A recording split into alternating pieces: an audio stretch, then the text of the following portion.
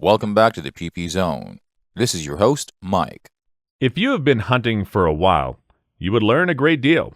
One of the tough lessons you learned is that you should not have parted with a gun or two. This is even more painful when you realize that the manufacturer has stopped producing your favorite guns, often without any announcement. In many cases, guns just go away because they do not sell well enough. Just because a gun works well for you does not mean it will work for the next person. Without enough sales, there is no reason to continue production. Besides, consumer tastes evolve over time. This is evident by the fact that finding a gun with a classic walnut stock is a lot harder than getting a synthetic one.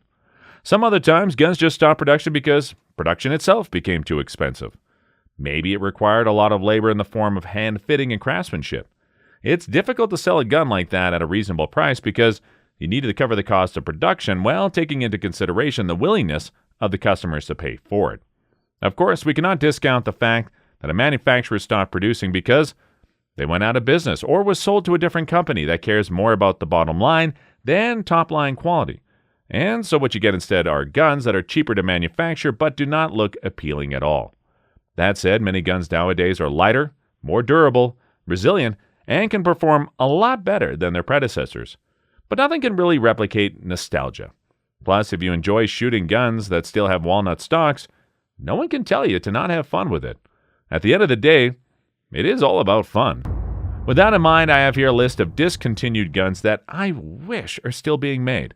I'm not going to talk about guns that are resurrected, just discontinued ones that go for high prices as a collector item. The Browning Superpost. Any real scattergun fan will tell you that the Browning Superpost was the most influential over-under American shotgun in the past century. This classy, elegant shotgun was the last long gun design from John Browning, and it scratched an itch he had for quite some time. He wanted to make an affordable and dependable shotgun for Americans who could not afford the more expensive European over-under guns at the time. The Browning Superpost was introduced in 1931, 5 years after Browning passed away. Though the Superpost was cheaper compared to its European counterpart, it was still expensive compared to side-by-side shotguns at the time. But at least it was cheap enough for people who could save the money to get their hands on one.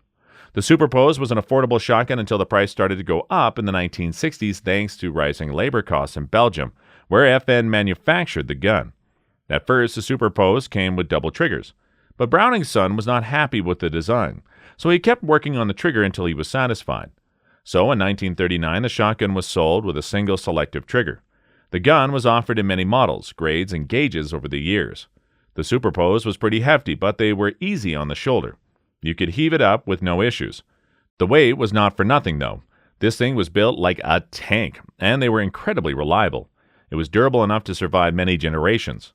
When you take that into consideration, the Superpost pretty much justified its price tag. It was an investment and an heirloom. There was also the Satori line in the 1970s made in Japan. Nowadays, you can no longer get it as a standard factory offering, but you can still get one from Browning International's custom shop. It will be expensive and take a while to put together, but it will be worth it. I have to break the rule by putting the Superpost here, even though I said I will only be talking about true discontinued guns. But the gun was excellent and influential, so it deserved to be on the list. The Colt Python.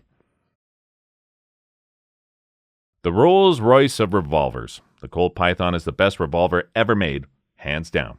At least that's what people say, and you can debate that in the comment section below if you think there is another revolver that tops the Colt Python. It was introduced back in 1955, and it was a dead-accurate revolver. Allegedly, it was intended to be chambered in .38 Special and acted as a target gun. It came in the .357 Magnum instead. Police officers and competition shooters alike swore by the Colt Python, and it soon rose to legendary status. For this reason, you're going to need a fair bit of cash if you want to get yourself one from a collector. That is assuming you can convince them to part with their precious Colt Python in the first place. It came with a design and set of features that made it stand out from the crowd. The gun was built on the Colt I-frame, and it came with very tight tolerances. It got a lot of hand polishing and hand fitting, not to mention a rock-solid lockup. The trigger was smooth, to say the least. The Colt Python had a bit of heft compared to modern firearms, but that helped reduce felt recoil. There are a few variations. The barrel length ranged from 2.5 inches to 6 inches long, and there was even a Hunter model that came with 8 inches of barrel and 2 times Leopold scope from the box. The Python was discontinued in the late 1990s, although you could get them from the Colt Custom Shop until 2005, when the revolver was completely discontinued. While it is being made again nowadays, the new Pythons do just not reach the same level of handmade Python of before. The Remington 700 Titanium Lightweight. At the turn of the millennium, lightweight hunting rifles were at a premium, even more so for those with titanium actions. You could only get them from custom or semi-custom gun makers. It was a market ripe for the taking, and Remington jumped on it. In 2001, they introduced the Model 700 Titanium Lightweight Rifle, which cemented their position as the first major manufacturer to produce titanium action rifles. The Model 700 weighed only 5.25 pounds for the short-action variant and 5.5 pounds for the long-action version. The rifle was groundbreaking in more ways than one. In addition to the titanium action, the Model 700 came with many other design elements that minimized the heft. You can see many lightweight guns today using the same features, such as the spiral fluted bolt, as well as the skeletonized bolt handle. The bolt knob was hollow, and the rifle came with a composite stock made from carbon fiber and Kevlar. The rifle came with a blind internal box magazine that housed 3 rounds and 4 chamberings, 260 Remington, 270 Winchester, 7mm 08 Remington, and 30-06 Springfield. Then in 2007, Remington pushed out the 700 Alaskan T, which had a Magnum Contour fluted stainless steel barrel that sat at 24 inches long and weighed only 6.25 pounds. It was chambered for 9 cartridges, including, but not limited to, the 300 Winchester Magnum and 7mm 08 Remington. It came with a hinged floor plate magazine that housed 4 rounds, or 3 if you get the Magnum chamberings. The downside is that the gun was pretty expensive, about twice as expensive as the original Model 700. But both the Model 700 and the 700 Alaskan T were not a bad idea.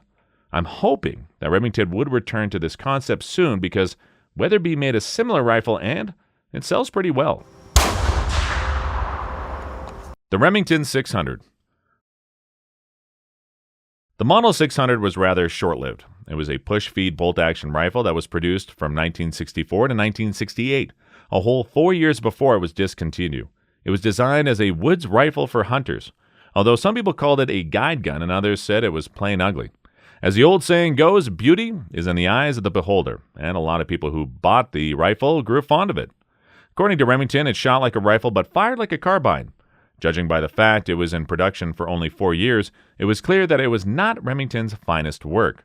It was not exactly their fault, of course. A lot of the gun's failure had to do with the fact that it looked different. Now let's talk about the features. You get an 18.5-inch barrel and a vent rib made with nylon. You got a shark fin front sight and a bolt with a dogleg handle. But what put the gun on the list was not its bizarre looks. Rather, it was the fact that it performed really well. It weighed just 5.5 pounds, making the gun a fast-handling piece. It was chambered in 8 cartridges from 222 Remington to 350 Remington Magnum, although I do not recommend the 350 for a rifle this light. It was also set up for extended eye relief scopes in front of the ejection port. There are a few variations of the Model 600, such as the 660. It dropped the nylon vent rib. There was also the 600 Mohawk. That was more affordable and came with a beech stock instead of walnut. Both of them also had a short run. They were ahead of their time because the scout rifle concept was not in fashion yet. The Ruger Model 44 Carbine. If you want something that looks like an M1 carbine but want it chambered in 44 Magnum, well, look no further. Bill Ruger introduced this thing back in 1961. He called it the Deer Stalker because the gun was intended to hunt deer at close range in the woods. Unfortunately, that name was taken and the Model 44 was chosen as the alternative moniker. The timing was perfect since the 44 Magnum cartridge was quite new to the game. Nowadays, people would have no idea that this rifle existed. It deserved a bit of spotlight because it was the first 44 Magnum carbine to be successful, and it was also the start of many great Ruger rifles that followed. 3 years after the Model 44 was introduced, Ruger put together a 22 rimfire version known as the 1022 that needs no introduction. One possible reason why the Model 44 was discontinued came down to the steep production cost. The receiver was machined from a block of ordnance-grade steel was to blame here. Ruger eventually dropped the Model 44 in 1985. Since then, everybody and their grandmothers are making their demand clear. Bring back the Model 44. There have been plenty of discussions within Ruger about this, so maybe we will get the Model 44 back. I guarantee you it will be a hit instantly, especially with new technologies Ruger can incorporate into the Model 44. The Savage Model 99. The Savage Model 99 made its debut back in 1899, and it was an instant success. It featured a groundbreaking internal hammer design that used a unique rotary magazine. This was what hunters were looking for back then. They wanted a lever action that could fire quickly and can use more modern ammo that used pointy Spitzer-type bullets. These bullets gave hunters more range and better ballistic performance overall. The Savage Model 99 stopped production about a century after its debut. Until then, it was offered in countless variations and chamberings, including the ever-popular 300 Savage.